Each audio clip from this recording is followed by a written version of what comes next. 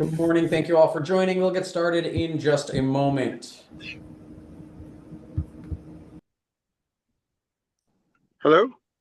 Hello, good morning. Thank you all for being with us. Thank you for joining. We'll get started in a moment. As a reminder, when you are entering from the waiting room, please do remain on mute unless or until you are testifying before the board.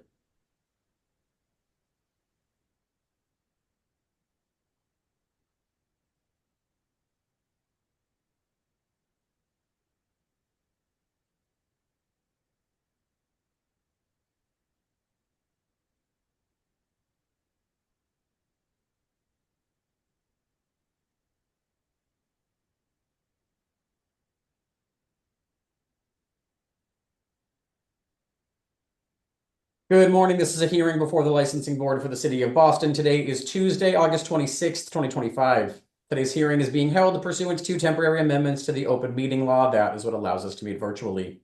Today's hearing is being recorded and will be posted to the City of Boston's website. Before I review procedural matters, I will introduce Chairwoman of the Board, Kathleen Joyce. Thank you, Danny. Good morning. My name is Kathleen Joyce, Chair of the Boston Licensing Board. Today, I'm pleased to be joined by Commissioner Liam Curran and Commissioner Kiana Saxon. Thank you. Please ensure that your audio and visuals are working properly if you will be testifying before the board. I will call each item in the order that it appears on this morning's agenda. I will then ask who is present on behalf of the licensee, who is present on behalf of the Boston Police Department, and whether there are any other individuals with firsthand knowledge of the alleged incident who wish to testify. I will then swear in all parties. After that, the police report will be read into the record, and the licensee or the representative will have the opportunity to make a brief statement, followed by questions by the chair and commissioners. All testimony will be limited only to those individuals with firsthand knowledge of the alleged incident. Begin with the first item on this morning's agenda, calling item number 1, Unity Sports and Cultural Club, Inc., doing business as Unity Sports, located at 10 Dunbar Ave in Dorchester. Date of the incident, March 22nd, 2025, assault and battery, patron on patron, in violation of Mass General Laws, Chapter 138, Section 64, and Chapter 265, Section 13A. Who's present on behalf of the licensee? The licensee, Michael Ford, Unity Sports Cultural Club, and with me is Sean Cooper, President of the Board of Directors and Assistant Manager. Thank you very much. Who's present on behalf of the Boston Police Department? Detective Turcotte? Thank you, Detective Turcotte. Is it possible to turn your camera on so that we can swear you in? I'm having difficulty doing that right now. I'm doing it from an iPhone, which is not normally my way of doing it. Great. Chairman Joyce, can we have the detective affirm that he's raising his hand when asked to do so? Yes, that's fine. Are there any other individuals with firsthand knowledge of the alleged incident who wish to testify? Can you all please raise your right hand? Oh, sorry, I see it. Sorry, Jeff DePiro with Capo Restaurant. Oh, sorry, thank you. We are not at that item yet. We're on item number 1, which is Unity. Oh, I apologize. No worries, thank you. All right, Mr. Cooper and Detective Turcotte, if you could please raise your right hand, and Detective Turcotte, if you could please affirm to us that you're doing so. We see you on camera now, even better. Do you? Yeah. Great, if you could please raise your right hand, Detective. I have my hand raised, yes. Okay, great. Do you swear to tell the truth, the whole truth, and nothing but the truth? I do. Mr. Cooper? We do. Thank you. Detective Turcotte, if you could please read the report into the record for the board. Alrighty, so about 12:18 a.m. on Saturday, 5/3/2003, officers White and Tejeda in the Fox 112 Alpha responded to a radio call for an assault and battery in progress at 443 West Broadway, South Boston. It should be noted that prior to officers' arrival, officers... Excuse me? Unity Sports Club first. Yeah, we're looking at That's Capo. Yep, we are on item number 1 right now, Unity Sports Club. I see an Officer O'Brien raising his hand. Officer O'Brien, are you here for this item? Capo. Yes, I am. Great, thank you. Detective Turcotte, I believe that item is number 2. So, Officer O'Brien, if you could please identify yourself. Yes, Police Officer Sean O'Brien, Boston Police District 3. Thank you. And do you, can you please raise your right hand? Right hand. Oh, I'm sorry. No worries. Do you swear to Apologize. tell the truth, the whole truth, and nothing but the truth? Yes, I do. Thank you. You may please proceed with the report for the board. All right. So good morning, everybody. On the morning of Saturday, March 22nd, 2025, myself and Officer Gene were assigned to the Charlie 111 along with Sergeant Almeida, the Charlie 909. We responded, or we were in the area, I should say, of 10 Dunbar Avenue in the city of Boston, where we on-sited a large fight outside of the establishment, the Unity nightclub at 10 Dunbar, like I said. As we were helping clear patrons from this licensed premise, a large fight broke out as there was about approximately 100 people in the street. Due to the large unruly crowd and the tumultuous fighting going on, the sergeant requested that emergency deployment teams, as well as every available unit from District 3 respond. In our observations, there was 3 individuals that were placed under arrest for assault and battery in a fray, as well as assault and battery on a police officer. As well as another individual that was observed attempting to strike somebody in the head with a baton. During this larger fray, there was also a priority call, so many of the responding officers left from the area. However, we remained on scene, clearing up any of the individuals that were still in the area following the larger fray outside of the establishment. That concludes from the 4 corners of the report. I may proceed. Thank you, Attorney Ford, you may. Officer, only a few questions. The police were called, correct? So we were actually in the area as we were there. We normally are outside the establishment for the let out, so between 2 and 2:30. And did a Sherwin Cooper, I don't know if it was your cruiser that came up to or the other, did a Sherwin Cooper come up to your cruiser? I'm not aware of a Sherwin Cooper coming up to the cruiser on that particular night. I would represent Morning. you that he's also works at Unity, but if you don't have a memory of it, that's fine. The licensee cooperated? So the license premise, it was actually conducted, I believe, the next day by the detectives from District 3, not myself. Or maybe it was a week later, actually. I'm looking at the report in front of me. So it looks like they responded on the morning of Saturday, March 29th. Okay. But on the actual when the unfortunate event happened, were there security that came out from Unity? Yes, there was security out there trying to disperse the crowd as well. Okay, so we're working with the police to get the job done. Correct. And it was 3 individuals that were arrested, correct? 3 individuals placed under arrest and another summoned. All right. And is it fair to say the fight actually originated outside, to the best of your knowledge? Yes, I would say that's correct. Okay. Thank you very much, officer. I appreciate your time. I just have some questions for Mr. Cooper. Would you please introduce yourself to the board? Yes, Michael. My name is Sean Cooper. I currently serve on the board.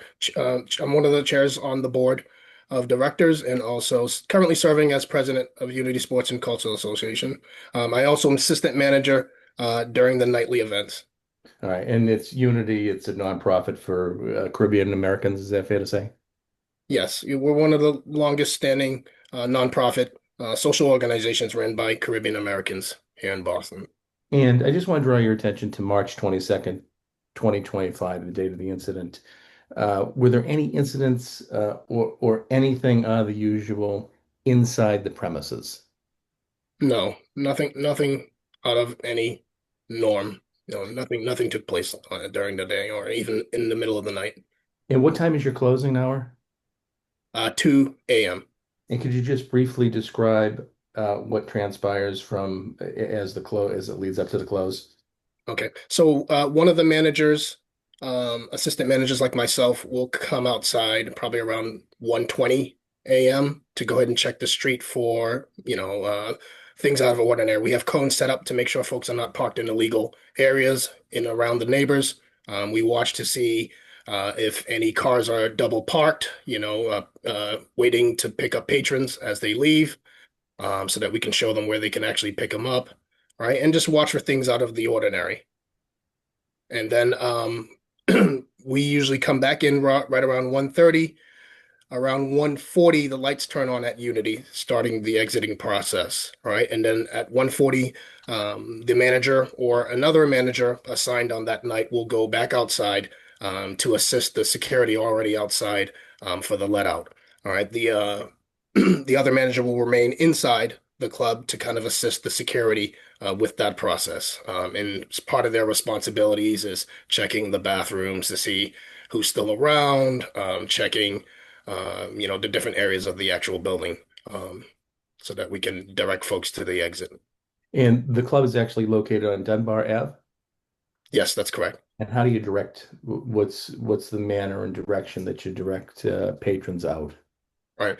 So our entrance, both our entrance and our exits are on Dunbar Ave, but we usually use our main door for the entrance, right, during check-in throughout the night. But at the end of the night, we have them exit not back onto the street immediately. They exit out on our side exit, which leads to our parking lot onto the sidewalk right across the street from Moody Street, right, which is also Dunbar Avenue. And during the preparing for the let out, draw your attention to about 1:40. Well, can you tell me who Sherwin Cooper is? Right. Sherwin Cooper's my younger brother, who also serves as assistant manager and head of floor staff on that night. So around 1:40, I remained inside with some of the security and he went outside with the remainder of the security, probably four other security guards at that point in time. And he accounts that at this point in time, there was some individuals in a vehicle who apparently did not come to the event, but they were double parked on Dunbar Avenue. All right. One of them came out the vehicle, a lady, a woman, she came out the vehicle, said something kind of obscene. All right. And he noticed that there was police already parked on Washington Street, facing us, right? They usually wait there for the let out. So when she made some sort of a scene gesture at some sort of one of our patrons who had just left waiting for their ride, he decided to go ahead and flag down police because it looked like she was looking to engage with the patron who had left, who was waiting on their ride. So upon that happening, when he was able to get the attention of the officers, they headed back to the area where our patrons was waiting, and then by then, they began to engage at that point. And at some point, when you say engaged, are you referring to a fight breaks out? Yeah, they started to fight. Yeah. Okay. And about how many people were directly involved in the fight? Right. There were two persons waiting for their ride, who actually came to the event. And there was a person who we identified, a young woman and another that came out of that vehicle. I don't know if there's any others that came out of that vehicle at that point in time, but there was, so basically four, right? Two from that vehicle, as far as we saw, and two that was waiting. And where did it continue? Where did it travel? Did it stay in front of the club? It stayed approximately diagonal to the club, right in front of Moody Street. Moody Street runs off of the club, off of Dunbar. So it was right around that corner between Moody Street and Dunbar, right across from the club's gates where we have the let out. Is this something that commonly occurs or occurs at all at Unity? No, not necessarily. No. All right. And I just want to describe to see what you're doing differently and whatnot. On that day, how many security were working? We had 10 security, all right, including our floor staff. We had 4 floor staff, 2 managers, myself and Sherwin, and then we had 2 others from the organization also there. All right. And since the event, have you had meetings and discussions with the security team following this event? Yeah, we typically meet weekly, but after this particular incident, we met to kind of review our exiting process, and also to begin an initiative to put more resources out on the street to assist, right, on top of the 4 security that typically will go outside initially during the let out. And anything that you're doing with respect to double parkers?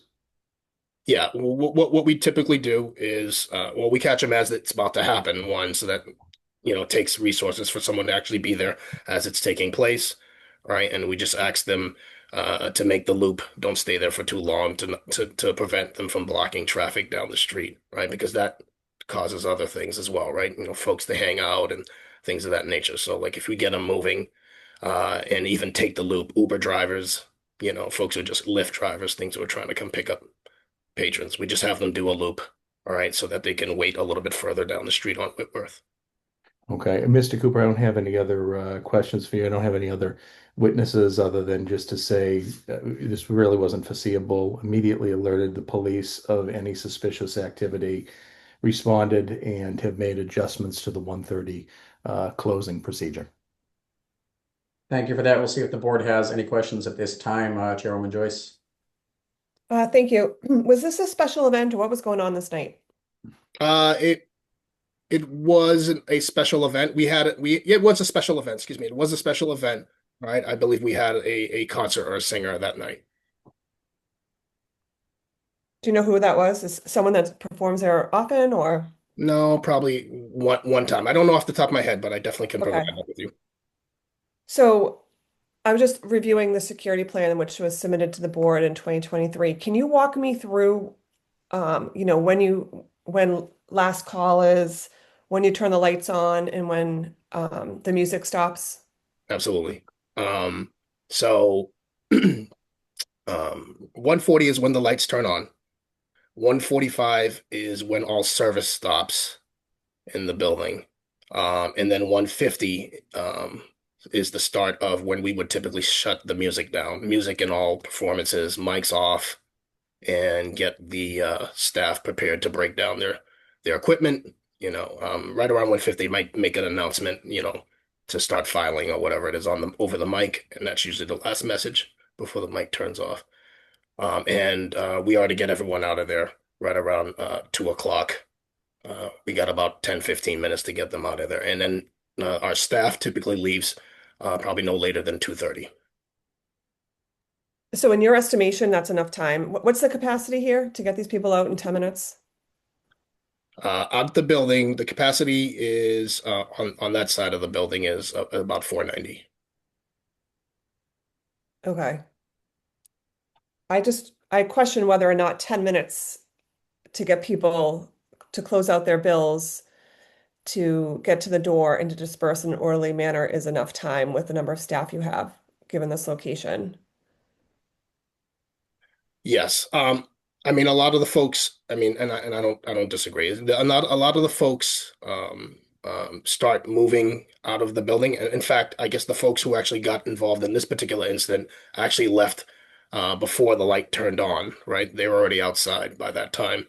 And that's pretty much the norm too. We make that exit available, probably around the 1:30 hour. So folks are usually starting to leave initially on their own accordance around that time. So it's not definitely at capacity by the time the lights turn on. Typically, folks will leave a little bit earlier. Okay. I think it might be worth taking another look at that to see if it's appropriate or perhaps backing up that time. Okay. Have a crowd leaving at the same time with 10 minutes. Again, I don't know how many people left before that, especially if it's a special event with a singer. People aren't necessarily going to be leaving early. It might be something you should consider. Okay. So the police report says that at 2:10 a.m. there was a fight of 100 people outside. There could have been 100 people, but the initial fighting, right? I don't believe it was all 100 people. We believe we saw how it got instigated, how it started, and that started with, like I said, about four concentrated people, and I think they're probably already in the report, those folks. Okay, do you have video cameras or We any do. footage of this dispersal? I don't know if we have footage of that at this point because it goes across the street, diagonal to the street. Ours only covers up until the point in time, right on the right our gates, our gated areas where it usually starts. So if it's on Moody Street, it points at someone's home. So like we don't really have the camera right at the home. So after this event and you guys had a staff meeting, did you review footage about dispersal? Yes, we did. Okay, tell me about that. Was there camera footage of the dispersal and of the fight? There was footage of the dispersal. We couldn't necessarily see the fight. Like we off the screen. It was off the screen, but we couldn't see the Okay. fight. We could see dispersal, right? Like the gate area, like I said before. We can't see the actual fight or when the police fell down with the um the instigator and the patron at the time. We couldn't see any of that. My next question is, did you preserve that video for us to review, even though it's you're testifying that it wasn't visible? At the time, I do not have it Okay. because it lasts about 2.5 to 3 weeks. So unfortunately, we did not Okay, record, but which is not typical, but we did not. we're going to note this in the file that you have video cameras. If Okay. cops are showing up for a fight outside with 100 people, and that all available units from the district had to respond, I'm directing you to save that video until you come before the board for a hearing, whether or not it captures the incident or not.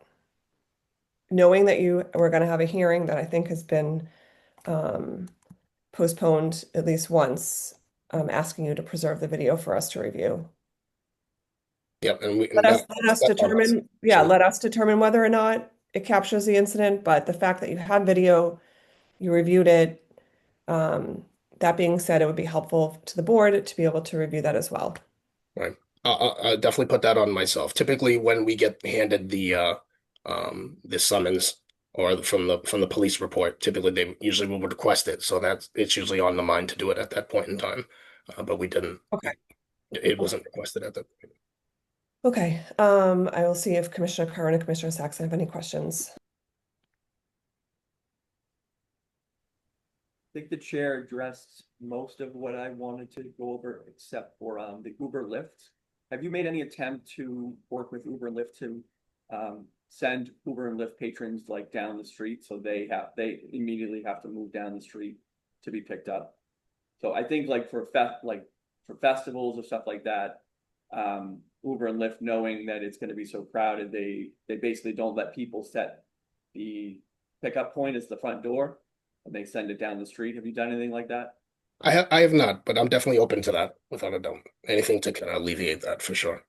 Yeah, because if all those people who are intending to take Uber and Lyft are immediately having to get down the street to get their Uber and Lyft, it might help. Yeah, naturally. I agree. No, I agree. I agree. I don't know exactly how that works, but I don't think it's that difficult if you look into it. Okay. Right, but your suggestion is to reach directly out to the companies. Yeah, I don't know if they have something in their app or something like that. I'm trying to look right now. I know like on a intermittent basis, like for a festival, you can ask them to do it, but I don't know about continuing. So Right. I don't know who you'll have to talk to over there with that, but it might be something to look into. Sean, could you just confirm, how did you guys figure out that the instigators were not patrons? You said apparently they weren't patrons, but how did you confirm that? How did we confirm it? Because I believe we had the person who came out the vehicle had an argument probably months earlier, and she also wasn't there on that particular night. So we're aware of the face, right? And we're aware of the name of the face as well. So she wouldn't have been letting into the club that night either way, right? Because we already kind of knew. So when she showed up and then she said whatever she had said at that point in time, we kind of knew to just flag the police down. So it's a recognizable face, I guess, is the best way I can explain that. Are there any further questions from the board at this time? Seeing none, the board will take this matter under advisement. Thank you.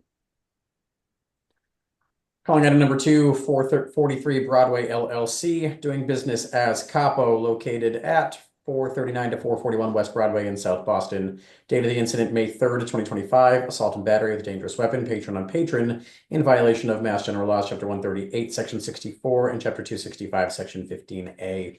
Who's present on behalf of the licensee?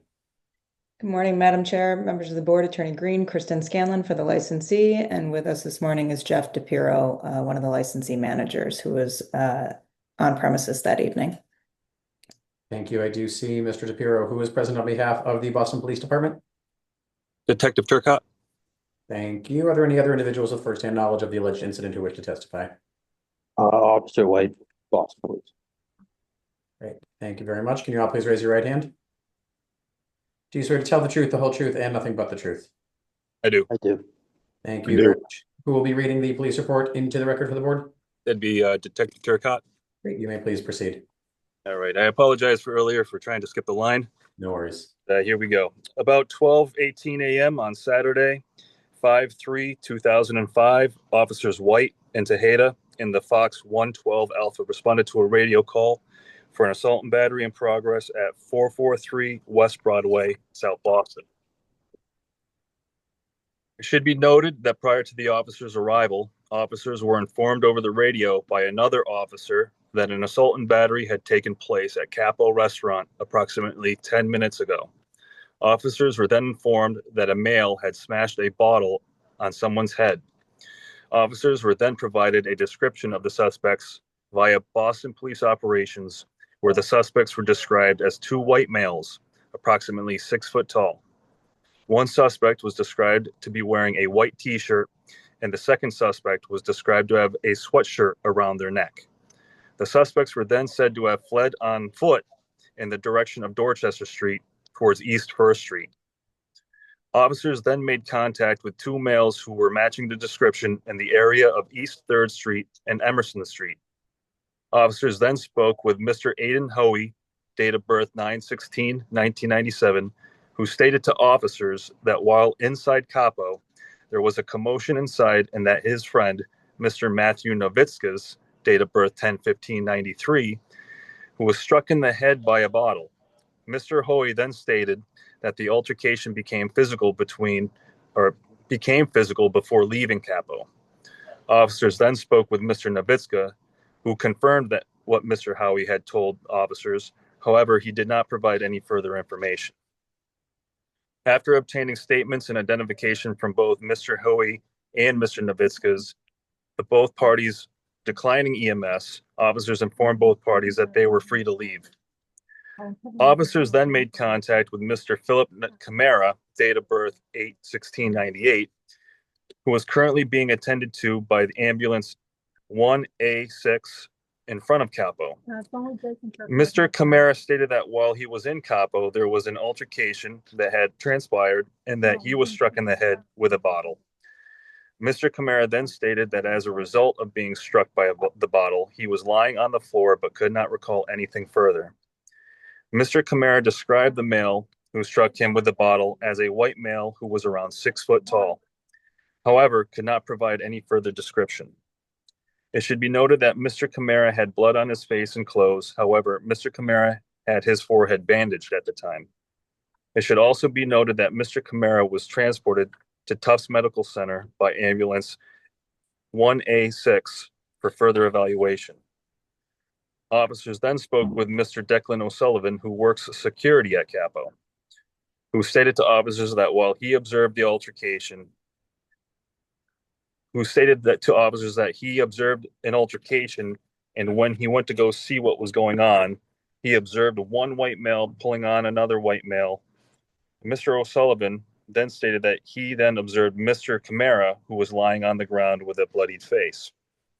Officers then requested the patrol supervisor, Sergeant Mahoney, to the scene, and Detective Moriarty then arrived on scene and issued the license premise violation.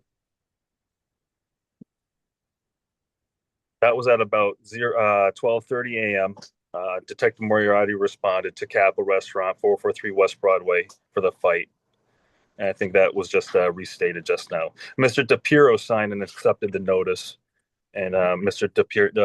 DePiro was cooperative, is how the original report ended. If I may proceed, I also have my investigative supplemental. Thank you. Yep, I do see that. You'd like to proceed with that? Yes, please. Okay. During the course of the investigation into the reported assault and battery, which was stated to have occurred at Capo Restaurant Supper Club at about 12:18 a.m. on Saturday, March 3rd, 2025. It is believed by this detective that both parties, identified as Matthew Nowitzka and Philip Camara, engaged in mutual assault and battery upon each other, resulting in Philip Camara sustaining a laceration upon his forehead, requiring hospital transport and multiple stitches to his wound. Video footage provided by Capo staff, Mr. DePiero and Mike Doyle, depicts the imminent aftermath of the incident, but fails to capture the actual physical altercation between the two parties due to the camera angles. But additional video footage shows the wounds sustained to Mr. Camara and two white males being escorted out of the restaurant. Officers' body-worn camera footage depicts responding officers stopping and identifying two white males, Aiden Hoey and Matthew Nowitzka, a few blocks away from Capo, matching the description of the same individuals being escorted out of Capo. Matthew Nowitzka and his friend Aiden Hoey both gave similar descriptions of the physical altercation within earshot of each other. Mr. Nowitzka can also be overheard stating he started something he couldn't finish, after reporting that he was hit in the back of the head and neck by Philip Camara. This detective also spoke with caller Capo manager Mike Doyle, who was the original caller to 911, who reported the assault and battery. According to Mr. Doyle, he assumed a bottle was used after observing that Camara was bleeding from a laceration to his forehead. At no time did Mr. Doyle or responding venue security, Declan O'Sullivan, observe a bottle or any broken glass in the immediate vicinity of the assault and battery. So my investigation concluded that there was really no bottle involved, just that there was an assumptive statement made due to Mr. Doyle observing a cut to Mr. Camara's forehead. And that's the end of my report. Thank you, Detective. We will see if Attorney Scanlon would like to address the alleged incident. Yes, thank you. And thank you, Detective. This question a couple questions might be better for Officer White based on his initial responding to the scene. But Officer White, you responded based on a call from the premises, correct? A 911 call? Yes, ma'am. And that was placed by licensed premises manager Mike Doyle, correct? I can't confirm who the call was, but there was a radio call for it. Yes, ma'am. And following the call to the licensed premises with the assistance of staff, you located the suspects, or Mr. Hoey and Mr. Nowitzkis, in a different area of the South Boston neighborhood, correct? Yes. You had the opportunity to speak with them? Yes. And the suspects alleged to you that a bottle was thrown at them, or one of them? Yeah, so when we made contact with both of those individuals, I don't remember which individual said it, but they said that they were actually assaulted and hit in the head by a bottle. They didn't mention by whom, correct? No, ma'am. And for the record, you did not observe any injuries on Mr. Hoey? No, ma'am. And you And did not. both of those parties at that time declined EMS as well. Thank you. And just for the record, you did not observe any injuries on Mr. Nowitzkis either, correct? No, ma'am. And following your discussion with them, they were free to leave? Correct. Yes, ma'am. To your knowledge, or Detective Turcotte, this might be a better question for you, were any charges subsequently filed against either Mr. Hoey or Mr. Nowitzkis? Yes, the charges of assault and battery, mutual assault and battery on both Mr. Nowitzka and Mr. Camara were filed and heard in South Boston District Court. Okay. Officer White, and Detective Turcotte, did either one of you speak with any witnesses that evening that observed what started the altercation? In terms of what started the altercation, we didn't speak to anyone about that, but I believe it was Mr. O'Sullivan. After we spoke to the victim in the ambulance, he did kind of tell us what he observed. But other than that, I didn't speak to anyone that knew exactly why the assault had transpired. Okay, thank you. And Detective Turcotte, as part of your investigation, you went to the licensed premises and viewed camera footage with Mr. DePiero, correct? Correct. And you watched several different angles, specifically that showed Mr. Hoey and Mr. Novitskis on their way out. Yes, that's correct. And just to confirm, and I think to your testimony previously, there's no evidence that you discovered that any weapon, glass bottle or otherwise, was used against Mr. Camara. That is correct. Okay. And when you viewed the camera footage, you didn't see anything to support the claim of Mr. Novitskis that Mr. Camara was the initial aggressor and struck him in the back of the head or neck? No, the physical altercation took place just immediately out of camera angle. Like the camera angle that I observed, the altercation would have taken place to the lower right-hand corner of it. But you can see the immediate aftermath. You can see people pushing and shoving. But Mr. Novitska and Mr. Camara are out of camera angle for that interaction. So when the fight was done, you can see Mr. Hoey and Mr. Novitska leaving the area, and Mr. Camara standing up, and he has a laceration to his forehead. Okay, thank you. But just to confirm, there's no evidence to support Mr. Novitska's claim that Mr. Camara was the initial aggressor in the matter? No.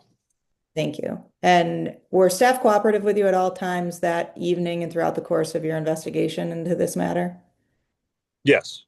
Thank you very much, Detective. No further questions at this time for Detective Turcotte or Officer White. I appreciate that.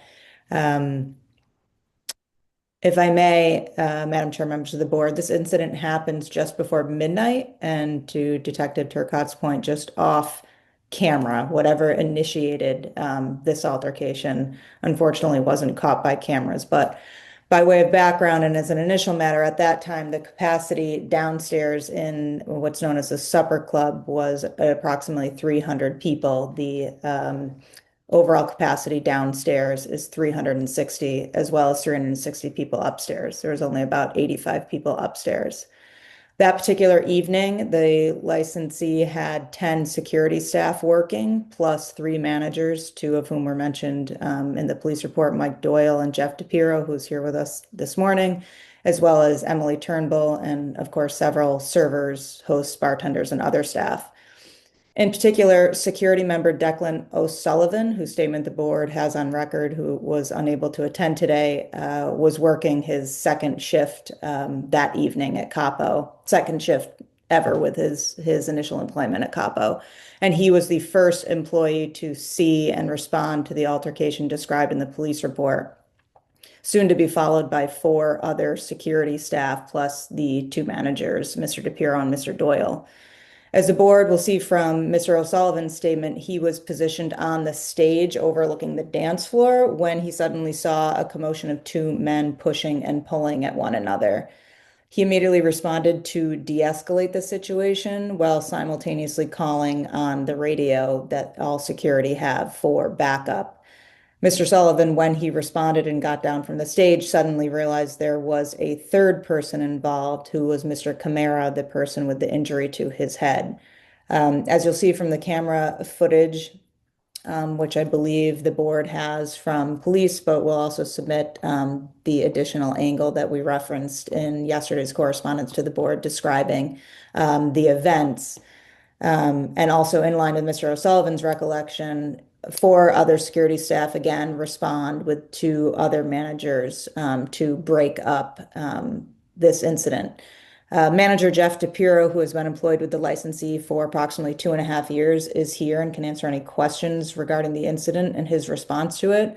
But he was part of separating, in particular, the injured party, Mr. Camara, who was an off-duty employee of the licensee, which they found out, obviously, when they were responding to this incident. Jeff will tell you that when he responded to the dance floor and saw that it was Mr. Camara that was injured, there was also no other injury to the other 2 males involved in this incident, consistent with Officer White's testimony as well. Meanwhile, while all this is going on in the matter of 90 seconds to 2 minutes, Mike Doyle, who's a longtime manager at the licensed premises, called 911 in accordance with rules and regulations because of the ongoing, or not the ongoing, but the fight that had just ensued with injury on the premises. While waiting for the police to respond, staff proceeded per protocol in separating the parties with the two aggressors, Mr. Hoey and Mr. Novitskis, leaving the premises. As Detective Turcotte stated, there's no evidence to suggest that any sort of weapon or glass or bottle was used to cause the injury to the victim's head. This was based on an assumption made from the appearance of the wound itself. Regarding the camera footage, you can see Mr. Camara and the two aggressors in the aftermath, but can't again see the incident itself. So we still don't know why exactly it happened. We did, or Mr. DePiero did question Mr. Camara what happened, and he wasn't sure what happened. Again, the detective came in and viewed the footage with Mr. DePiero, watched a couple of angles that showed the aggressors on their way out. And just for the record, again, nothing was in his hands on the way off the dance floor to suggest any use of a deadly weapon as described in the licensed premises violation. In summary, and for the record, there was no issue with these patrons previously that evening. We have no information, neither did the police looking into their investigation as to what started it. You'll see again from the camera footage that the incident happens and it's over and responded to in under 2 minutes, with several staff responding and separating the parties per all protocol. They called 911 and cooperated with the investigation and continued to keep police apprised of the direction Mr. Hoey and Mr. Novitskis left in so that they could find them after they left and question them regarding the incident. All in all, while it's an unfortunate incident, it wasn't foreseeable that this would occur. And under the circumstances, the licensee and their staff handled it according to all rules and regulations and their internal policies and procedure as well. At this time, I think if the board has any questions that I can answer or Mr. DePiero can certainly answer, we're happy to. Thank you. And just for the record, we did receive the missing video angle this morning. Thank you, Mr. DePiero, for sending that over. We'll see if there are any questions at this time. Chairwoman Joyce. Thank you for all that information. I don't have any questions at this time. Commissioner Kern or Commissioner Saxon, any questions? Yeah, so either Attorney Scanlon or Mr. DePiero, do either of you know how far away Mr. O'Sullivan was from the initial point of aggression? Yes, it would have been approximately 10 to 12 or so feet. Because he's pretty much standing on our stage, and it was just over to his left, about 10 to 12 feet or so. All right, and I might have to. Are you familiar, Mr. DePiero? You familiar with that camera 8 angle that we've been given? Yes. In that screen, where would he be? The top left? Yes. So you'll see right at the very beginning of the video, because he does about 2-3 seconds into it, you see him start moving. But at the very beginning, he'll be top right there.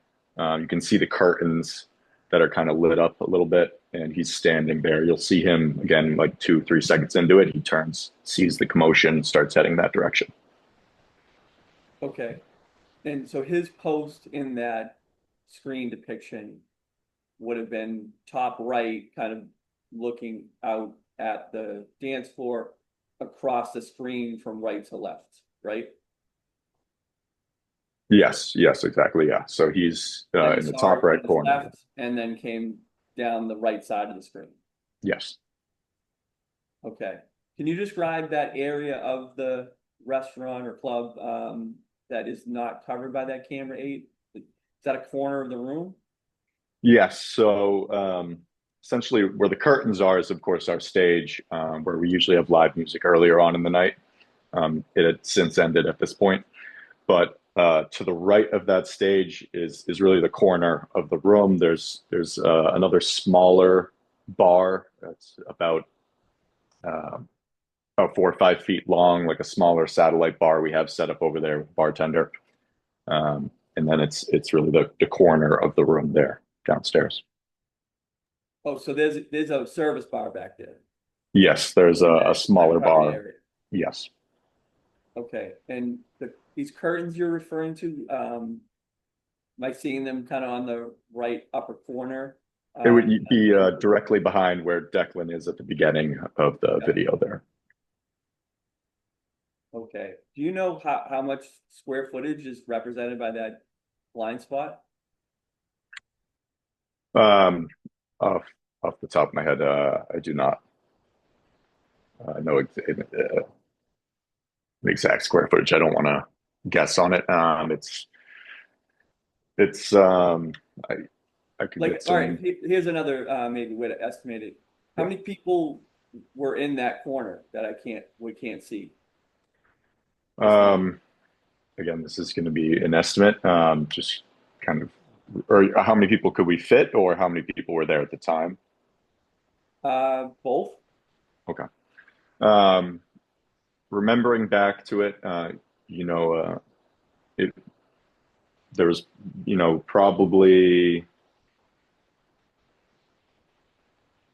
probably another, 15, maybe 20 people over there, which really next directly to the stage, next to the stage to the right of it, is a little bit more space, but we had the curtains closed off on that space.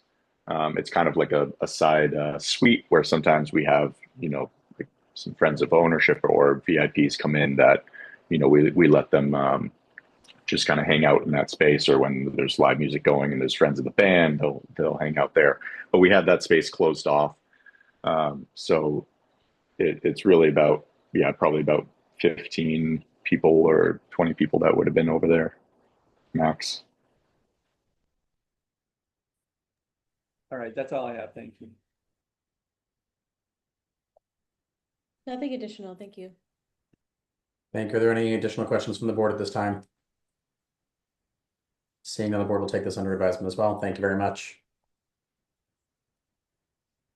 Calling item number 3, Page Hospitality, Inc., doing business as Hava Lounge, located at 246 Tremont Street. Date of the incident, May 4th, 2025, indecent assault and battery, patron on patron in violation of Mass General Laws, Chapter 138, Section 64, Chapter 265, Section 22. Who's present on behalf of the licensee? Good morning, Madam Chair, members of the board, Attorney Green, Mark Evliades for Page Hospitality Incorporated. With me, I have Kevin Montgomery, who is the Director of Security for the establishment. Thank you very much. Who is present on behalf of the Boston Police Department? Sergeant Detective Gallagher, you can read it if Detective Wallace is not here. Thank you. I do not see a Detective Walls with us. Are there any other individuals with firsthand knowledge of the alleged incident who wish to testify this morning? Can you please raise your right hand? Do you swear to tell the truth, the whole truth, and nothing but the truth? I do. I do. Thank you. Sergeant Detective Gallagher, if you could please proceed with the report for the board. Yes, good morning. At about 2:23 a.m. on Sunday, May 4th, 2025, Officers Petrozzula and Ortiz Arias in the Alpha 113 on site at a fight outside of 246 Tremont Street, which is Hava. Officers were on routine patrol when they observed an altercation taking place outside the Club Hava at 246 Tremont Street. Officers activated their emergency lights and sirens and responded to separate the parties. Officers observed 2 individuals in a car, stating that they were trying to leave. Officers allowed them to leave. Officers then proceeded to speak to the other parties involved when they were approached by the victim. The victim was being consumed by multiple friends and crying. The victim told officers that while they were inside the club, she was sexually assaulted. The victim reported an unknown male had approached her and was grabbing her all over. She stated the suspect was attempting to dance and kiss her throughout the night. She stated that he grabbed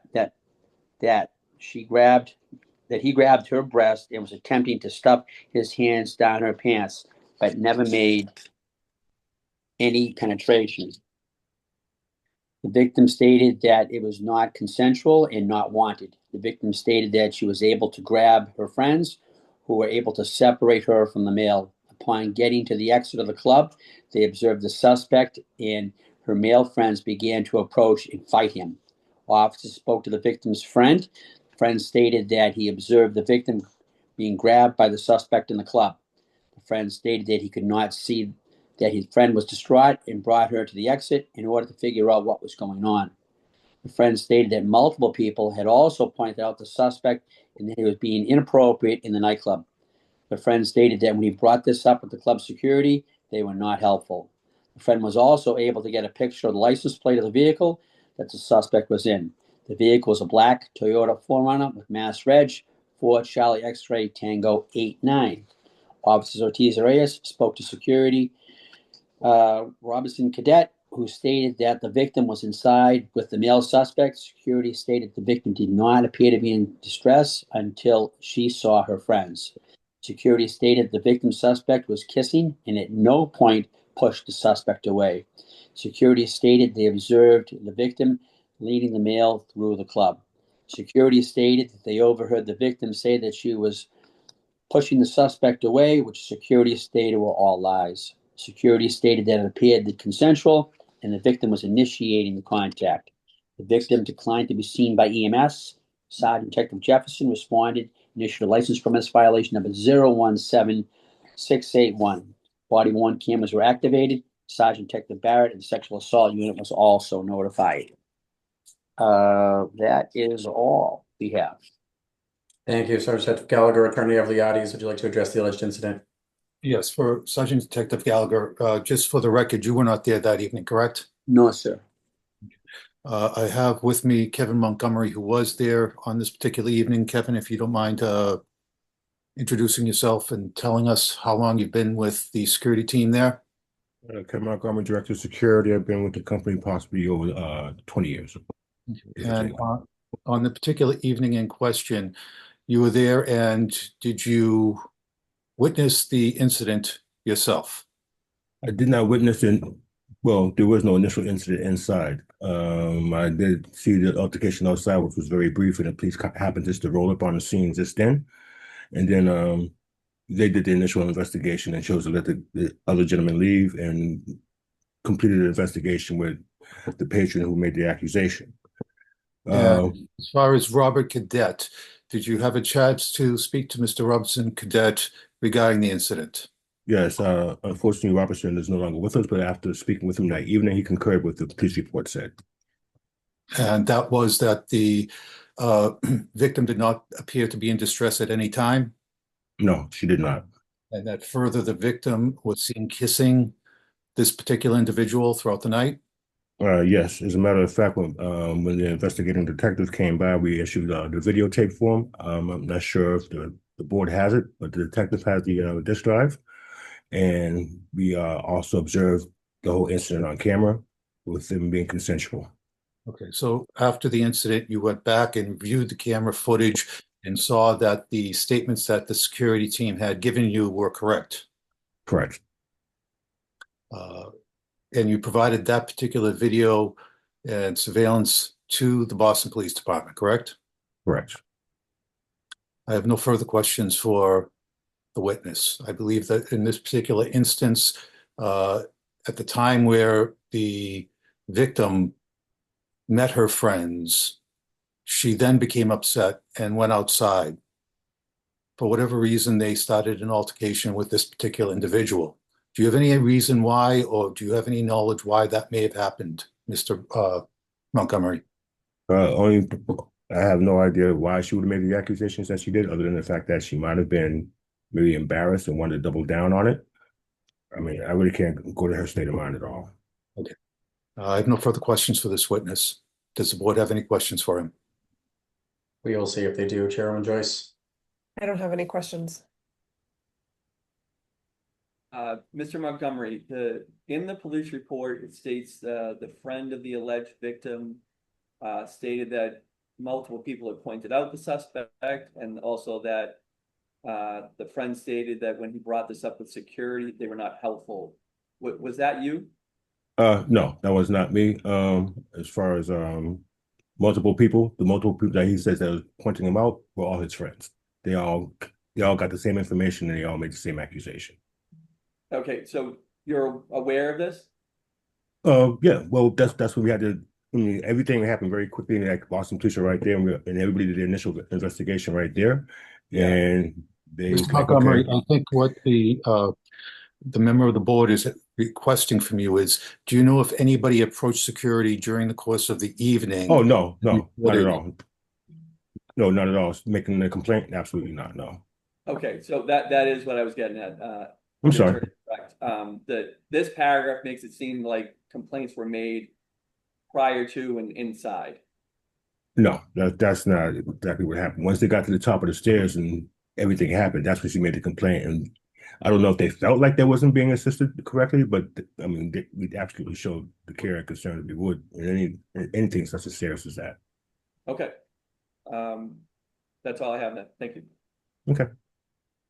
From the video that you guys observed, I mean, certainly there could be actions that were consensual and then actions that were not.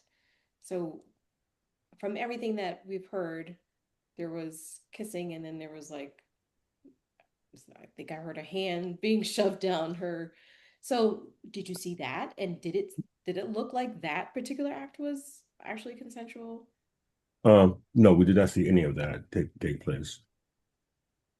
You didn't see any. Well, the kissing in the corner is what brought us to attention. So yes, the actual security flashed a flashlight on him, and that's when you can actually see her leading him away to another area of the club. It was definitely consensual. They was definitely going together. Okay, thank you. I'm sorry. We don't have the video yet. It may be in the possession of the detective, but do you guys still have it? I'd have to do some research on it. I'm sure we do have another copy. If you could do that, I appreciate it. I guess we'll ask Boston Police to provide if they have it too, but if you could look for it as well, just so we're Sure. trying both angles. Thank you. Okay. Thank you. Yeah, no video of this incident has been provided to the board at this time. Are there any other questions from the board? Great, then I will request from the licensee and also from the Boston Police to forward any video that may be in their possession. With that, the board will take this matter under advisement for the time being. Thank you. Thank you. Thank you. Calling item number 4, K&G Entertainment LLC, doing business as Sidebar, located at 14 to 16 Bromfield Street. Date of the incident, May 9th, 2025. Assault and battery employee on patron in violation of Mass General Laws, Chapter 138, Section 64, and Chapter 265, Section 13A. Who is present on behalf of the licensee? Hello, this is Officer 2. I'm present for the incident that happened for Sidebar. Thank you, officer, for being with us. First, I just want to see if there's anybody actually with us on behalf of the licensee. Is there anybody here from Sidebar?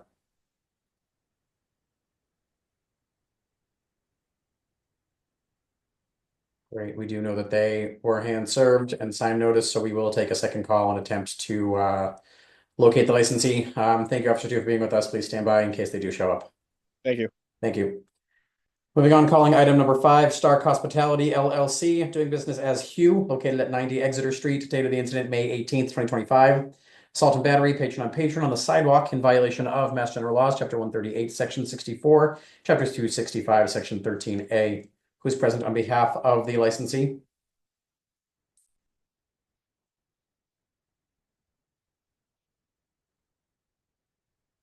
we have anybody with us on behalf of Hugh? Hermela Bellachu. Great. Thank you, Ms. Bellachu, for being with us. Can we please turn your camera on so that we can swear you in? I've just asked you to start your camera. Okay. Give me 1 second. Sure. And in the meantime, who's present on behalf of the Boston Police Department?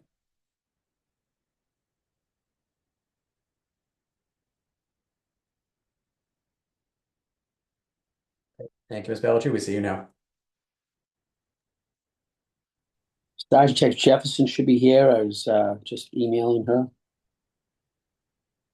She might be on another issue. She's probably working. I can read it into the record if Officer Milliken's not here. Do you see him here, sir? Sorry about that. I am here. No worries. Thank you very much for joining us.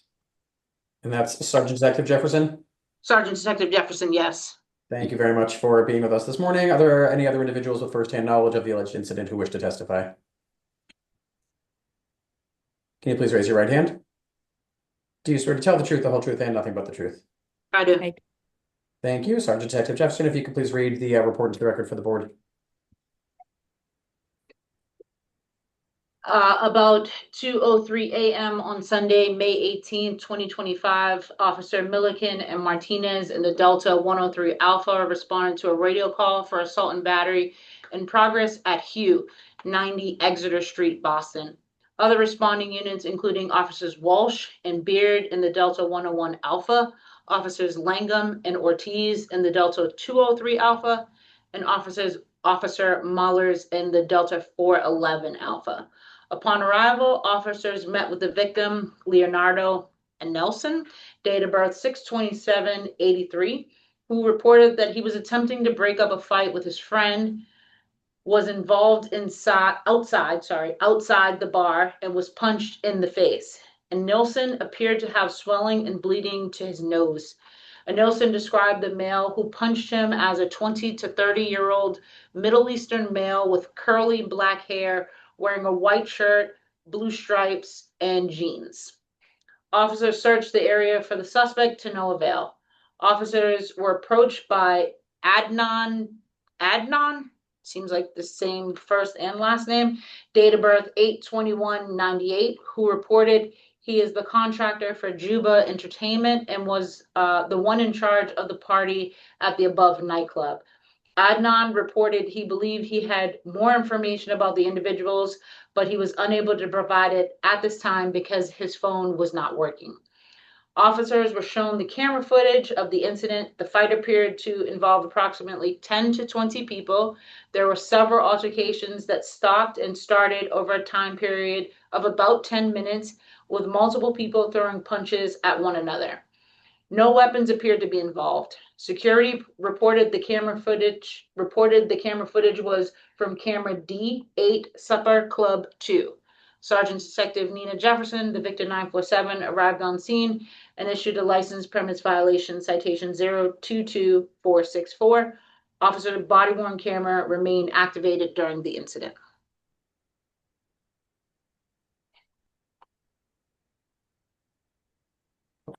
Thank you very much, Sergeant Detective Jefferson. Ms. Bellici, would you like to address the alleged incident?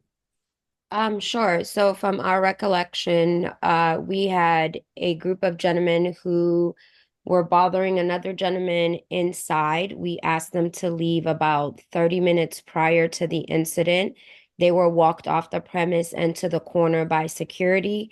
They waited until the other gentleman came out, and just again, multiple fights broke out. Our security was trying to break up the fight. It was just too many people at the same time. And then we, as the security was breaking up the fight, we called the police. Thank you. Anything further you would like to add before the board moves to questions? No. Okay, we'll see if there are any at this time. Chairman Joyce. Thank you. Can you tell me how many security personnel you had on that night? How many people were working the door? 2 at the door, 3 inside, a total of 5.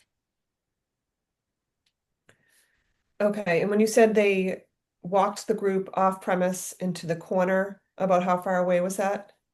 The corner of Exeter and Huntington, so I would say it's about 200 feet. I'm not sure measurement wise, but it was away, and they were apparently gone for the night, and that was 30 minutes prior. Okay. And what time was this that they, those gentlemen were walked out off the premise? About 1:30. All right, and what was the reason? They had gotten into a TID back and forth with the other group in the restroom. Okay, thank you. I don't have any other questions. Commissioner Curran, Commissioner Saxon? What was your capacity that night? We don't go over 280. But you were full at 280? That's not full, but that's what we're comfortable with. We don't do Okay. anything over 280. All right. I think that's all I have. Thank you.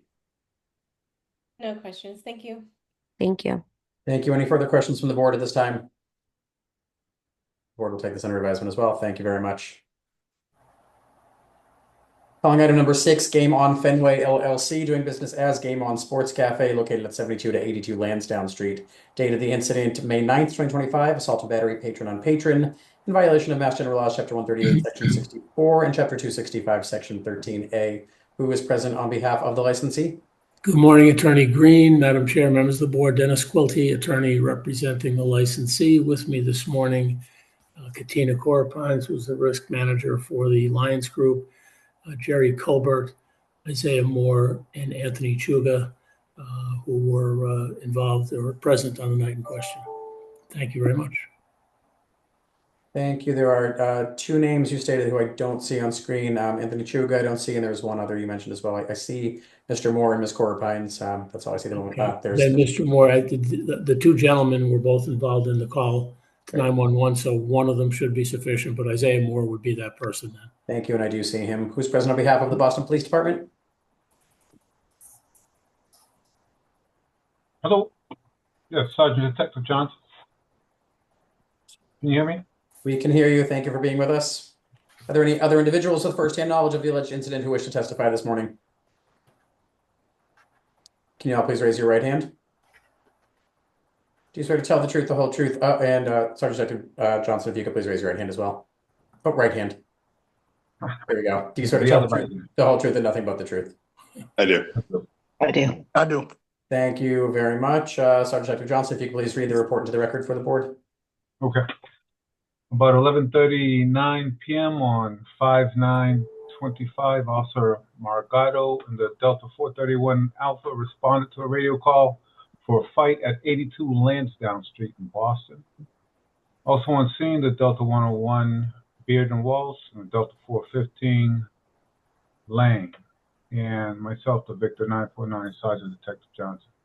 Upon arrival, officers spoke with Gerald Colbert, Game On Boston security staff, who stated that about 11:33 p.m., 2 males, suspect number 1, Joshua Anderson, and suspect number 2, an unknown white male, about 6'2", wearing a black baseball hat, black long sleeve shirt, white jeans, and white sneakers, were fighting on the basement level of the bar.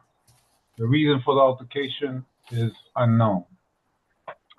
Officer observed through CCTV footage both suspects talking to each other. Then suspect number 1, Anderson, head-butted suspect number 2 on the face.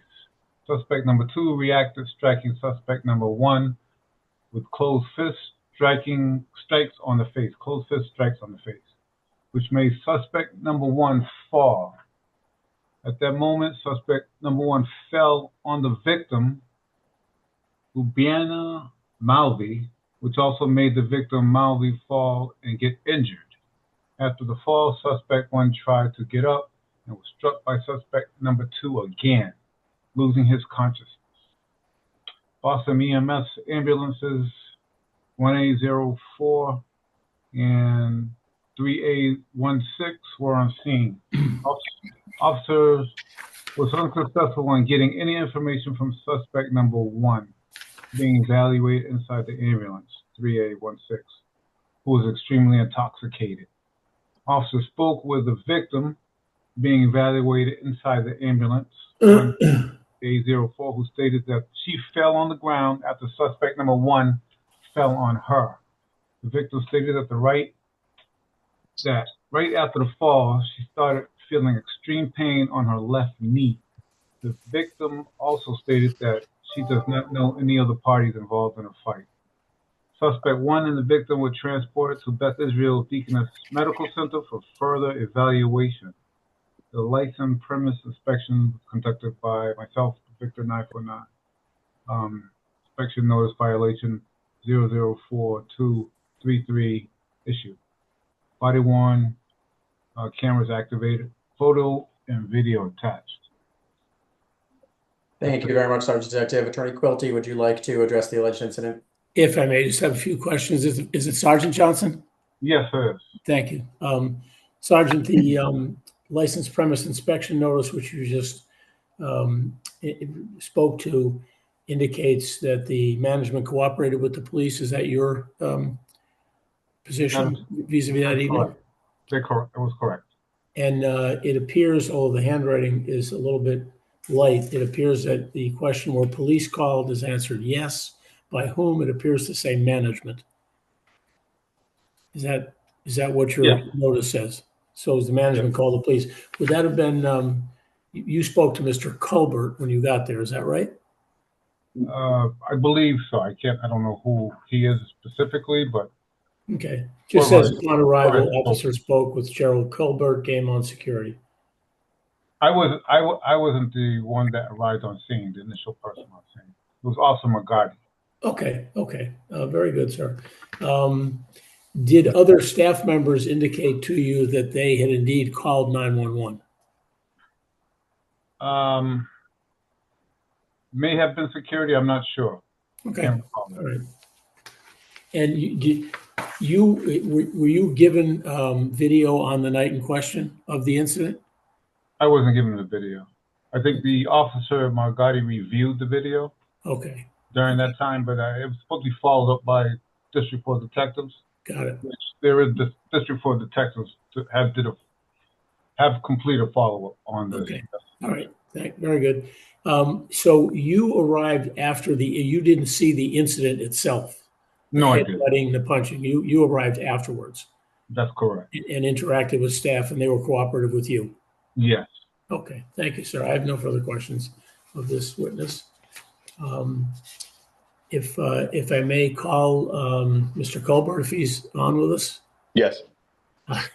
Thanks, Mr. Colbert. Just state your name for the record and your position with the licensee, please. Gerald Colbert, General Manager. Okay. And are you the Gerald Colbert that the police report indicates was spoken to by officers on the night in question? Yes. So you were there? Yes. And have you seen the video? Yes, I have. How would you describe the incident between the persons identified as suspect 1 and suspect 2? That would be one of them described as the black baseball cap and the other. Yes. Okay. It happened really quick. They would just. It looked like they were just talking in a group, and then one of the second suspect just randomly just headbutted the other kid. So, in your opinion, was that kind of just out of thin air, if you will? It's just completely out of the blue, based off footage. Yeah. Okay. And the individual who was headbutted, it appears then struck the person who headbutted him. Is that correct? Yes. And then that person, suspect number 2, he took off. Yes.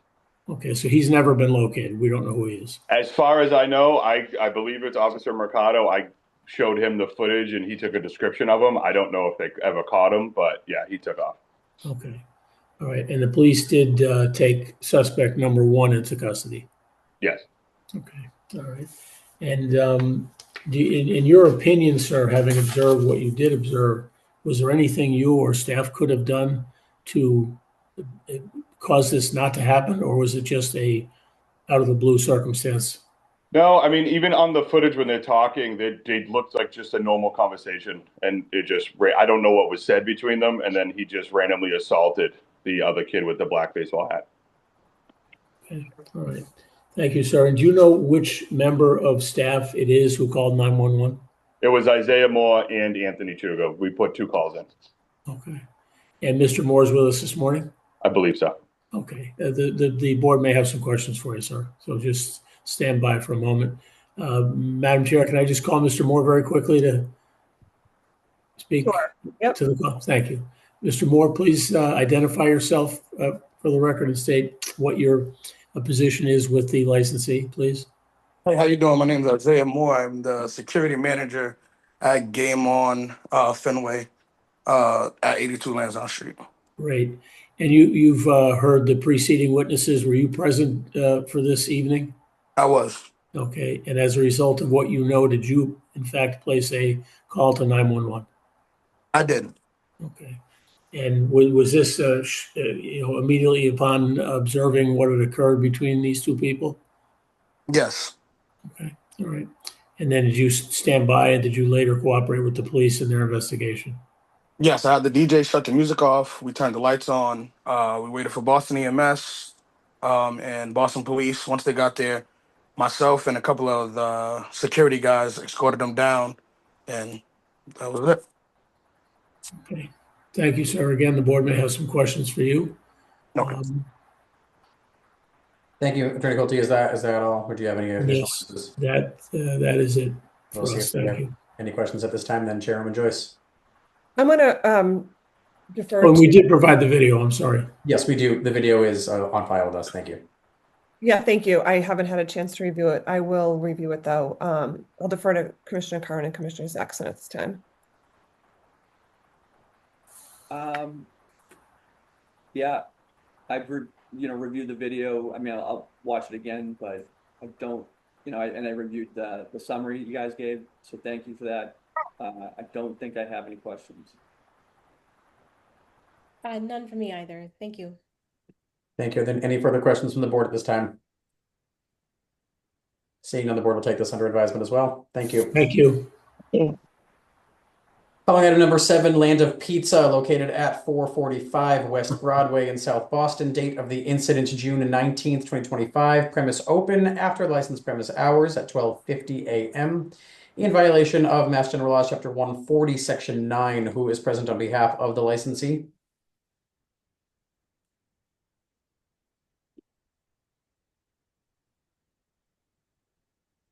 Is anybody with us on behalf of Land of Pizza?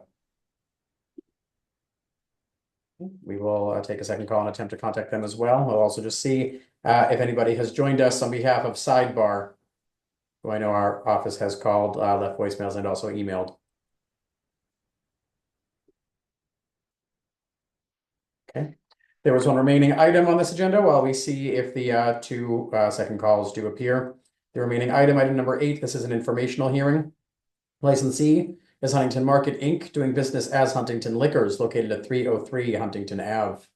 It's an informational hearing regarding the licensee's legal right to occupy the licensed premise, the execution and filing of the annual renewal application for the licensee entity, and non-use of the license in violation of Mass General Laws, Chapter 138, Sections 16A, 23, 64, 77, and Board's Rule 1.07A, 1.07I, 1.15A3, and 1.15A4.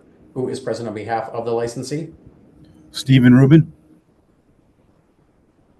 Thank you, Mr. Rubin, for being with us. The board is looking for an update regarding the status of the license. If there's any information you could give to the board at this time as they consider what is the subject of this informational hearing. Yes, sir. And thank you to all the board. Our situation is my family's been involved at Huntington 55 years. Survived COVID. The store is actually one of the oldest in Boston since 1936. We had an agreement. Actually, we had a few agreements over the course of the year, and the agreement fell through. Financing was an issue. We're also in the process right now of trying to sell the license and possibly move it across the street. And again, our history with the civic associations, the Fenway CDC, they really want to keep the name and keep us going. So they're all behind us. So we're in the process of trying to keep the name. Like I said, try to sell the license, which we have a couple interested parties, and also possibly move it across the street where there are some locations. So as a courtesy to Huntington Market, we just would ask the board for more time to take care of both situations. We have a long time history, as you know, in Boston, and we want to keep the history going. And we did survive COVID. And that's our situation. We just, at courtesy, need more time. Thank you. We'll see if there are any questions from the board at this time regarding your testimony, Chairman Joyce. How long ago did the lease expire? We've been in a tenant will for 9 years, so there was no lease in place since 2016. Okay. And how close are you to finding a buyer? Like, what stage of the process are you? We had a buyer that backed out. We had a purchase and sale that lasted for several months, and the buyer backed out at the end due to financing. So now we're in the process of trying to sell the license, like I said earlier, or move it across the street locally. Okay, and how long have you been closed? The end of April. Okay. And you understand why we're here, that there's somebody else that's looking to go in there? I understand that.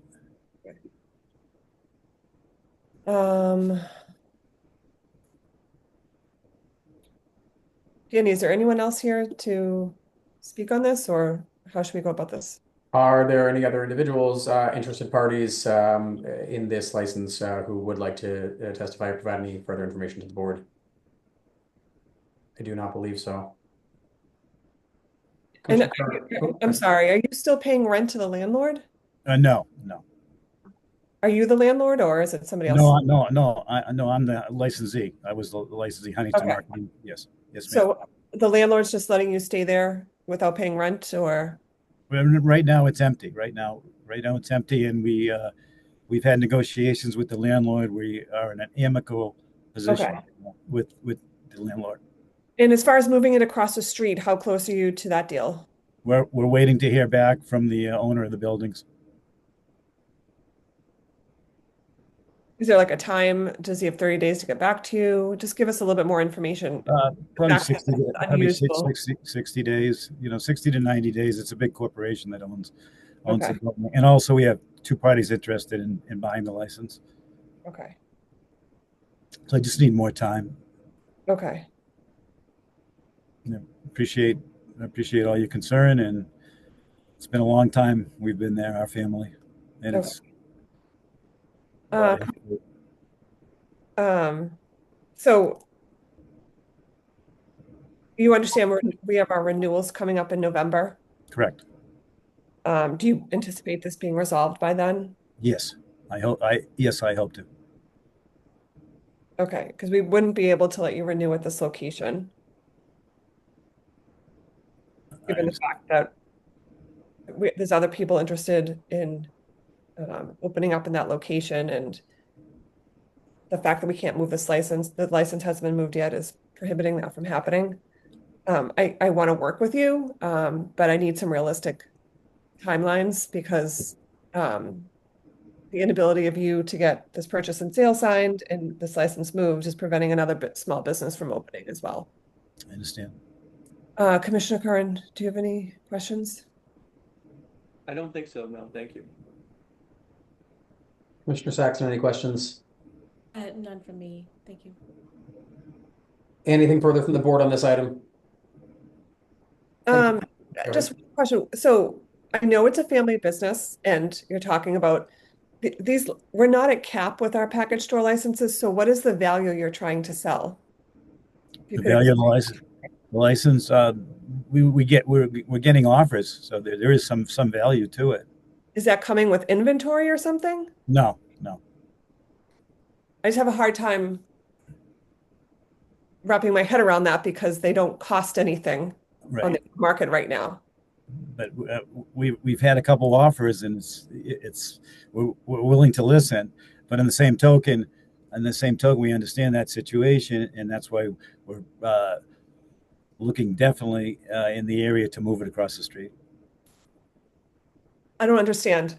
Oh. I mean, if this isn't an on-premise license, which has hundreds of thousands of dollars of value, this actually has zero value on the open market. Right. So I understand what a sale fell through. What were they purchasing? What were they spending money on? On the sale of the store? I'm thinking of the actual package store license, because you're saying moving across the street. Right. So what are you getting money for? Because the license doesn't. The No, license. people have offered to buy the license. We've had. Are these operators that understand the fact that these licenses don't cost anything? I believe so. Yeah. Can you describe them for me? Are they people that are in this business? Are they people that? One person is the one that had the purchase and sale to buy the store, who's in the neighborhood. He's interested. But are they people that are in this alcohol business? Maybe yes, yes, ma'am. A customer that's been a customer of yours for 10 years and likes you and wants to be helpful, but then he does his due diligence and realizes he could go get a free license. Right. No, these are people in the industry. I find that hard to believe. Just to add on, do these potential buyers realize it's not gonna be a corp to corp at the same location application? Yes, Okay, so that they realize there's no advantage to that type of application. correct. They'd have to go full community process and be approved for essentially a brand new license across the street from maybe the new tenant that's going in there.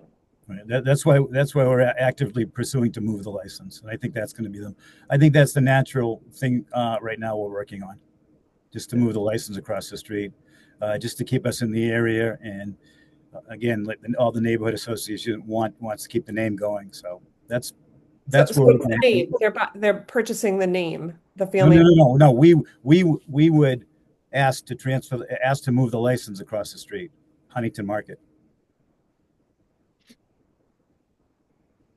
I don't know. Are my questions confusing to the other commissioners?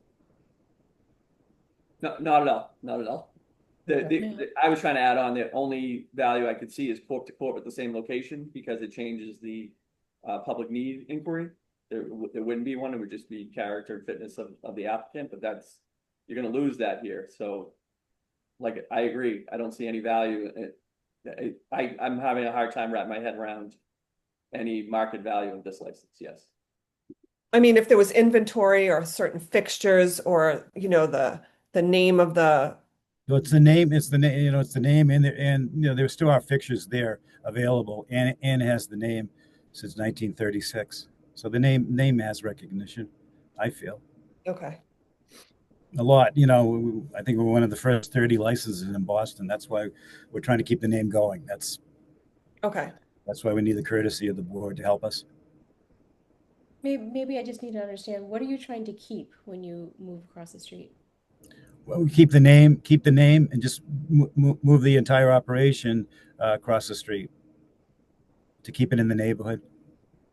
Oh, but you're trying to sell the license, correct? We got offers, but you know what I mean? I think our most option is to move the license across the street. Okay. Who's the landlord across the street? Like where are you in that process? The Symphony Plaza area on corner of Mass Ave and Huntington. And are you in negotiation for a lease? Or? We're working on that as we speak. It's a large corporation out of state and there's about 4 or 5 vacancies in their buildings. Just asking for courtesy for more time. Okay, so we can't give you 90 days because that brings us to renewal season. Right. So you have a very small window where you could actually find a new location, negotiate a lease, and move the name and all that. The license itself does not have a dollar value attached to it. I understand. So those are just my thoughts. We'll take this under consideration, but we could not give you 90 days. Okay. So I think you need to, if you're planning on moving it across the street. I'm working on it today as we speak. I'm going to go over there after this meeting. Okay. Okay. Thank you. Thank everybody. All right. Thank you. Anything further from the board on this matter? Thank you for being with us, Mr. Rubin. The board will take all of this under advisement. Thank you again. Thank you. We will return to the 2 licensees who we are waiting for in a second call. Has anybody joined us on behalf of Sidebar?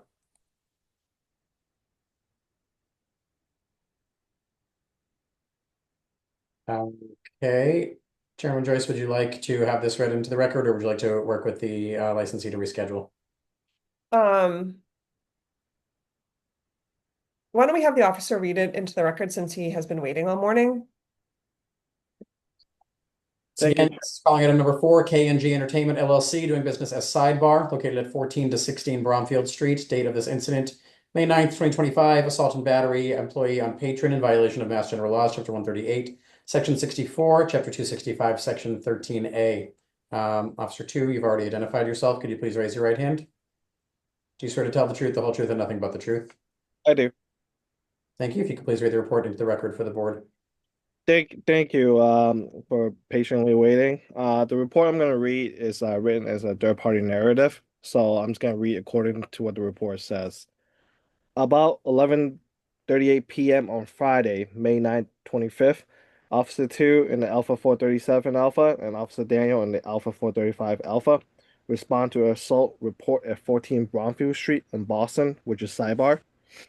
Prior to officer arrival, Channel 2 operation was notified that a female patron was pushed inside a bar by a staff member and was waiting at Franklin Street and Washington Street for officer arrival. Upon arrival, officers spoke with the victim, Michelle Lee Jones, and Ms. Jones stated that she was pushed by an unknown male staff member with a ponytail when attempting to use the restroom with another friend. Miss Jones was told to get out of the bar along with her friend by the unknown male staff member, later identified as Philip Simons.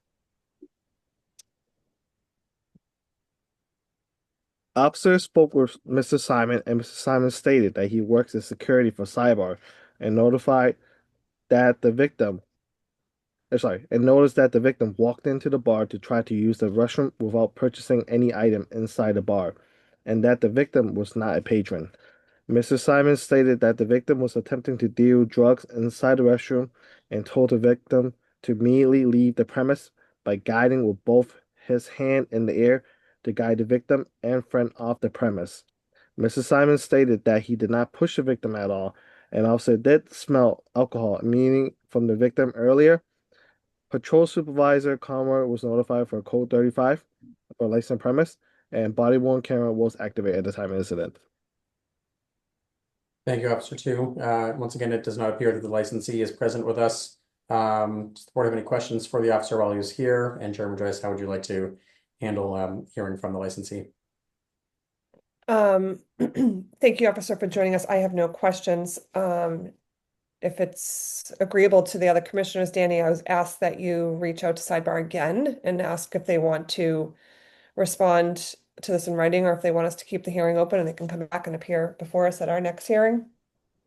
But I just don't want to hold anyone up. Appreciate that. Happy to do that. I would have no questions as it stands. I mean, I might if the premises was here, but I'd leave it at that. Commissioner Saxon, any questions at this time? None. Thank you. Thank you. We will reach out to the licensee, ask if they would like to respond to the license premise inspection notice in writing, or if they request a hearing. Thank you again, Officer 2, for being with us. The board will take this under advisement for the time being. Thank you. Thank you. And item number 7, has anybody joined us on behalf of Lands of Pizza? It does not appear so. Chairman Joyce, similarly, would you like this read into the record, or would you like to reschedule? Let's read it into the record. Great. Who is, this is item number 7, Land of Pizza at 445 West Broadway in South Boston. Date of the incident, June 19th, 2025. Premise open after licensed premise hours at 12:50 a.m. in violation of Mass General Law, Chapter 140, Section 9. Who is present on behalf of the Boston Police Department? I am Detective Hernandez. Great. Thank you very much. Oh, and is this the licensee? One moment. I'm going to ask you to unmute. Something should have just popped up on your phone, sir. I just asked you to unmute through Zoom. Hello? Yes, hello. Hi, this is Ron. Ron, are you with us on behalf of Land of Pizza? No, I'm with Corner Hugo's and Corner Cafe. Ron, you've already submitted your certificate of inspection to us. So yeah, we notified you. The hearing was canceled for today. You don't need to be with us. Oh my gosh. Oh, okay. Thank you so much. You're all set. You're taken care of. Your license is made. Okay. Thank you for that. Thank you so much. Bye-bye. Enjoy your day. Thank you. All right. The gentleman whose screen says iPhone 10. If you are here on behalf of Land of Pizza, could you please unmute your phone so that you can speak to us?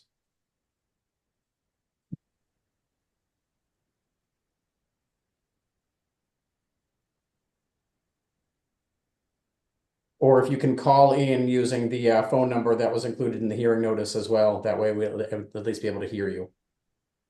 Can you hear us, sir?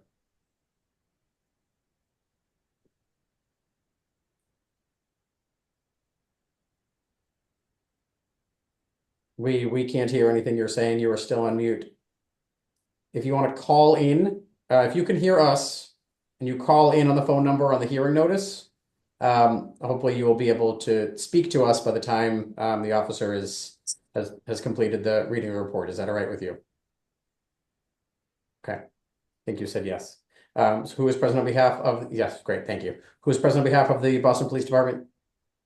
I am Detective Hernandez. Thank you. Are there any other individuals with firsthand knowledge of the alleged incident who wish to testify? Sergeant Detective Gallagher, if need be. Thank you. Can you please raise your right hand? Do you swear to tell the truth, the whole truth, and nothing but the truth? I do. I do. Thank you. If you could please read the report into the record for the board. Good morning. I'm going to read a report which I wrote on Thursday, June 19, 2025. Sergeant Detective Will Gallagher and Detective Eddie Hernandez assigned to the BPD license crime unit responded to Land of Pizza. Detectives will have speak to staff regarding a prior vandalism report. The incident occurred on June 7, 2025. See incident number 252-045-706. Detectives spoke to the person in charge, Mr. Vasilios Kariazis, who confirmed that he was aware of the incident and had been working that evening. Detectives reminded Mr. Kariazis that the premise had a midnight closing hour, that the incident happened at about 12:50 a.m. As a result of the incident, Sergeant Detective Gallagher issued license premise inspection notice 020-867 for a premise operating at 12:50 with the posted closing time at midnight. Mr. Kariazis signed for and accepted the notices. That is all. I actually do have the vandalism report. You want me to read that into the record also? Yes, please. Sorry about that. I just noticed that it was attached here. At about 12:50 a.m. on Saturday, 6/7/2005, Officer Stultz, assigned to the Fox 411 Alpha, responded to a radio call for vandalism report at 455 West Broadway, South Boston. Land of Pizza. Upon arrival, officer met with the owner of the store, Caricius Vasilio, date of birth of 10/19/70. The victim expressed that while conducting business and serving pizzas to patrons, the suspects, described as three white males between the ages of 21 and 27, wearing white and gray shirts, smashed the front door. Victim expresses there was no catalyst or point of contention before the suspect smashed the door. Victim was able to provide officers with footage of the incident and a photo of the suspects. Footage and photo of suspects attached to the report. C6 detectives notified, body worn, camera activated, and that is all for the initial report. Thank you. It appears that the licensee still is not able to communicate with us.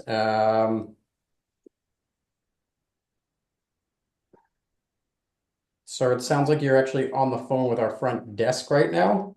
Is that true?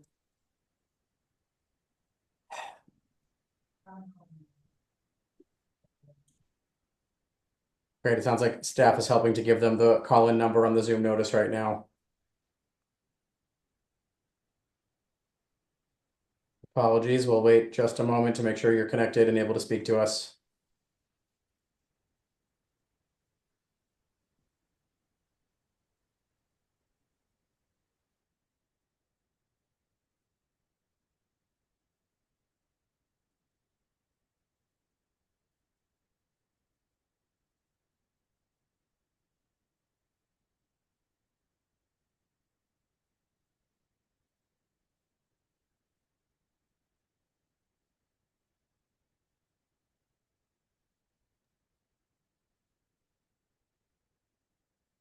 While waiting, so we also inform the owner of the process and the contact information necessary in case he wanted to try to extend his hours. And I believe he said he had no interest in that, though he might have changed his mind. Thank you for that. That is helpful. I can hear our receptionist giving you the phone number right now, so hopefully this will be squared away in just a moment.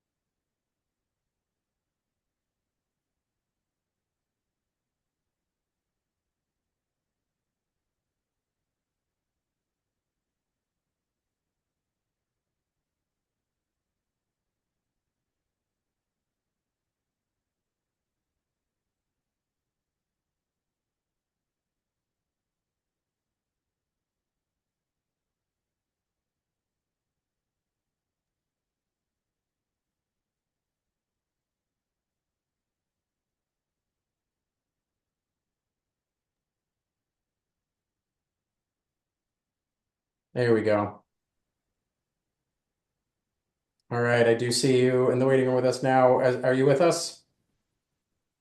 Yes, you guys can hear me? We can hear you. Could you please just state your name for the record? Vasilios Kyriadis, the owner of Lendo Pizza. Thank you very much for being with us. And if you could please just raise your right hand really quickly. I don't think we've sworn you in yet. Do you swear to tell the truth, the whole truth, and nothing but the truth? I will. I swear.